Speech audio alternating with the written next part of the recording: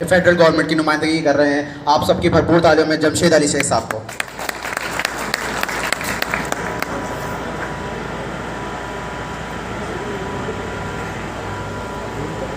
नहीं सर। बिस्मिल्लाहिर्रहमानिर्रहीम।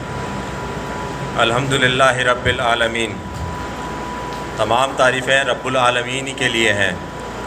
मैं सबसे पहले यूथ पार्लियामेंट की पूरी टीम का शुक्रगुज़ार हूँ और खराज तहसीन पेश करता हूँ कि एक बार फिर उन्होंने हैदराबाद के अंदर ये मेला सजाया और यूथ को एक बार फिर जो है मोटिवेट किया।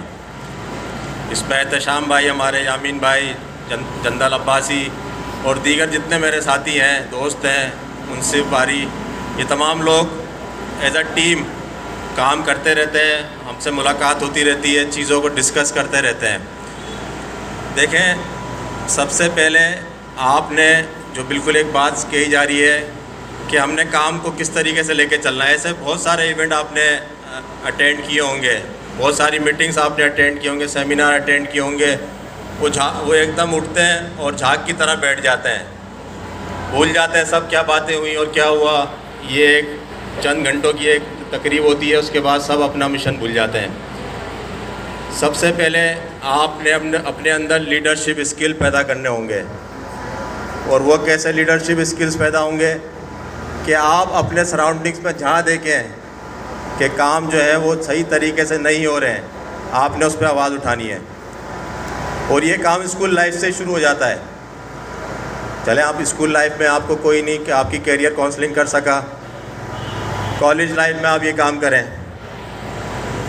देखें कि आपकी कॉलेज के अंदर लाइब्रेरी है या नहीं है, आपका टीचर आपको सही पढ़ा रहा है या नहीं, मैनेजमेंट जो आकी है वो ठीक काम कर रही है या नहीं। ये सब आपने अपनी ज़िम्मेदारी समझ के करना होता है। लेकिन कितने लोग हैं जो ये ज़िम्मेदारियां निभाते हैं? सब देख रहे होते हैं कि आंखों के सामने काम ख़राब हो रहा होता है, लेकिन कोई इस पर आवाज़ नहीं उठाता। बोलते यार हमें क्या ज़रूरत है, यार हमें क्या पड़ी। और दूसरा एक अल्फाज सुनने को मिलता है, कुछ भी नहीं होगा, ये तो ऐसे ही चलता रहेगा, कुछ नहीं होगा। तो ये अल्फाज अपने जहनों से निकाल लें आप कि कुछ भी नहीं होगा। आपका काम है, आपको अपने हिस्से का काम करना है। कुछ होगा या नहीं होगा वो आपका नहीं मसला है, आप अपनी जिम्मेदारियों को निभाएं। सियासत को पाकिस्तान के अंदर या हमारे जो बरे-ज़गीर है उसके अंदर एक गाली बना दिया गया है। सियासत एक गाली है। किसी से भी आप नौजवान से कि आप के सियासी पार्टी का हिस्सा बने या सियासत में आए तो वो हाथ जोड़ लेता है वो कि नहीं यार मेरे पेरेंट्स मुझे इजाज़त नहीं देंगे, या मैं ख़ुद भी बेहतर नहीं समझता सियासत में आने को।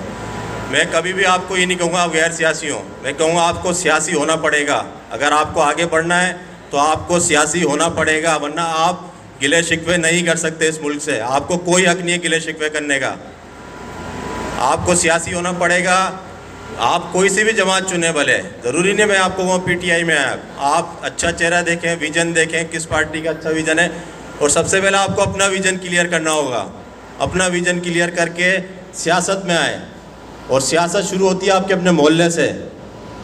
आपके मोहल्ले में आप देखें कितने काम हैं जो नहीं हो रहे, कितने काम हैं जो आपके मोहल्ले इलाके के जो कि नहीं होते। वहाँ से स्टार्ट लें सियासत का। ये जितनी भी प्रॉब्लम्स है ये आपके लिए अपॉर्चुनिटीज़ हैं आगे बढ़ने के लिए, आपको लीडर बनाने के लिए। ये सब जहाँ आप देखें कि अभी आपके मोहल्ले के अंदर स्ट्रीट लाइट नहीं लगी हुई, आप सेक्रेटरी जो अभी सेक्रेटरी है उसको एक ख़त लिखेंगे, उसको एक एप्लीकेशन देंगे। आप जो बल्दियाती निज़ाम अभी डिज़ोल्व हुआ है, अब उसका अब जो है वो सेक्रेटरीज़ के पास आ गया सारा उसका सिस्टम। वही 5 लाख रुपए महीना सेक्रेटरी के पास आ रहा है। आपका ये हक बनता है कि आप सवाल करें अपने सेक्रेटरी जो इधर आपके यूनियन काउंसिल में बैठा है कि वो 5 लाख रुपए कहाँ खर्च हो रहे हैं महीने में। क्या आपके मोहल्ले में सफाई सुथराई का निज़ाम ठीक हो रहा है, स्ट्रीट लाइट लग रही है।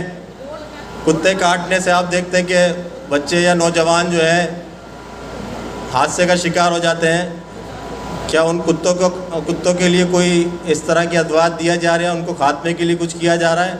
ये सारी चीज़ें आपको पता होनी चाहिए। लेकिन हमें सबसे पहले अपने हकूक़ के बारे में नहीं पता होता। उसकी आगाही के लिए, इसलिए मैं कह रहा हूँ आपको सियासत में आना पड़ेगा कि आपको अपने हकूक़ के बारे में पता हो। जब आपको अपने हकूक़ के बारे में पता होगा, आप मुल्क के लिए कुछ ना कुछ बेहतर करेंगे एक सिटीज़न होने के नाते। दूसरी बात ये, टैक्स के हवाले से भी एक बात आई। एक हमारे अंदर एक गुमान है कि लोग समझते हैं कि यार, बल्कि बदगुमानी है कि टैक्स, अगर हमने टैक्स फाइलर हो गए तो हम पे पता नहीं जुर्माने लगना शुरू हो जाएंगे, हम पे गवर्नमेंट जो बहुत ज़्यादा टैक्स आयद करना शुरू कर देगी। तो मैं आपको बताऊं, जो लोग 6 लाख रुपए सालाना, महीना नहीं 6 लाख रुपए सालाना कमाते हैं, उन पे कोई टैक्स नहीं है। आप पे कोई टैक्स नहीं होगा। और दूसरी बात, हमसे कहा, ये बात अभी मैडम ने कही कि हर बंदा टैक्स देता है, हर बंदा टैक्स नहीं देता। टैक्स लेने में और देने में फ़र्क है। आपसे टैक्स लिया जाता है, आप देते नहीं है टैक्स। आपको टैक्स देना पड़ेगा, ये नहीं कि आपसे लिया जा रहा ज़बरदस्ती। जब आप देने वाले बन जाओगे तो आपसे टैक्स नहीं लिया जाएगा। फिर अभी जो 1 करोड़ रुपए महीना कमा रहा है वो भी उतना ही टैक्स देता है, और जो रोज़ाना बेचारा 500 रुपये 1000 रुपये कमा रहा है वो भी उतना टैक्स दे रहा है। ये नाइंसाफ़ी सिर्फ इस वजह से है कि बड़े लोग जो हैं वो टैक्स नहीं देना पसंद करते।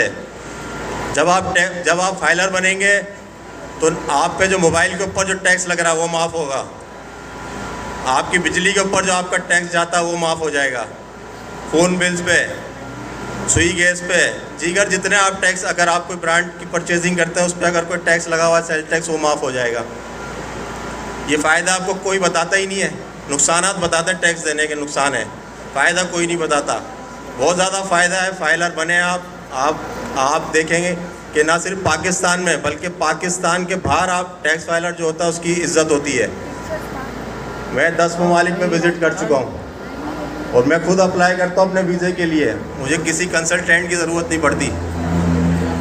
और मुझे वीज़ा सिर्फ मुझे इसलिए मिलता है कि मेरा NTN नंबर बना हुआ है। तो इस चीज़ को अब हमने उठाना है। एक तो ये कि आपको सियासी होना है, ठीक है, टैक्स फाइलर होना, अपनी ज़िम्मेदारियाँ समझनी है। आप सब ने अपनी ज़िम्मेदारियों को समझना है, उसको उठाना है। और जहाँ मेरी ज़रूरत है, जहाँ हमारी ज़रूरत है, हम आपके साथ खड़े। मैंने पहले जो इससे पहले कन्वेंशन हुआ था यूथ पार्लियामेंट का, मैंने उसमें भी एक बात कही थी, यही, आप आएँ हमारे ऑफिस में बैठें, सीखें, भले आपका किसी भी सियासी जमात से क्यों ना ताल्लुक़ हो या ना हो, उससे कोई इशू नहीं है। आप आएँ, सीखें, देखें किस तरीके से लोगों के मसले हल करते हैं। अगर आपके बिजली का कोई मसला है तो आप डायरेक्ट CEO को दरख्वास्त नहीं देंगे, आप पहले SDO को दरख्वास्त देंगे, फिर एक्सीएन के पास, फिर आप AC लतीफ़ाबाद या जो भी आपका है कासमाबाद, उसके पास जाएगी, फिर CO के पास जाएगी। ये एक पैटर्न होता है काम कराने का। यह आपको तब होगा जब आप प्रैक्टिकली गुजरेंगे चीज़ों को। हम डेली जो है 10 से 15 केसेस हमारे पास आते हैं हमारे ऑफिस में। कल भी 5 केस आए मुख्तलिफ़ किस्म के हमारे ऑफिस में, बल्दिया से रिलेटेड था, प्रॉपर्टी इश्यूज़ थे, इस तरीके से हर तरह के हम केस लेते हैं अपने ऑफिस में। हमने कंप्लेंट सेल बनाया हुआ है अपने हैदराबाद में। तो इस चीज़ के आपने अहद करना है आज से कि बी अ सिटीज़न। हम अपनी ज़िम्मेदारी को उठाएंगे, हम बजाय किसी और की तरफ देखने के, हम ये देखेंगे कि यार हमने अपने हिस्से का क्या काम किया। हमारे सामने अगर कोई चीज़ गलत हो रही है तो हमने उसकी निशानदेही करनी है, उसको ठीक करने की कोशिश करनी है। नतीजा अल्लाह ने हमारे हाथ में नहीं दिया। आप ये मत सोचिएगा कि यार ये काम हुआ ही नहीं, ना हो। आपको ये कम से कम सेटिस्फेक्शन होगी कि यार मैंने अपना हिस्से का काम कर दिया। और सिटीज़न पोर्टल का इस्तेमाल करें आप लोग। सिटीज़न पोर्टल के ज़रिए से भी काफ़ी चीज़ें जो है हल हो रही हैं, उसको आप डाउनलोड करें। जहाँ आप गलत देखें, किसी भी इदारे में गलत काम हो रहा है, सिटीज़न पोर्टल के ज़रिए से आगाह करें। बहुत शुक्रिया आप सबका, थैंक यू।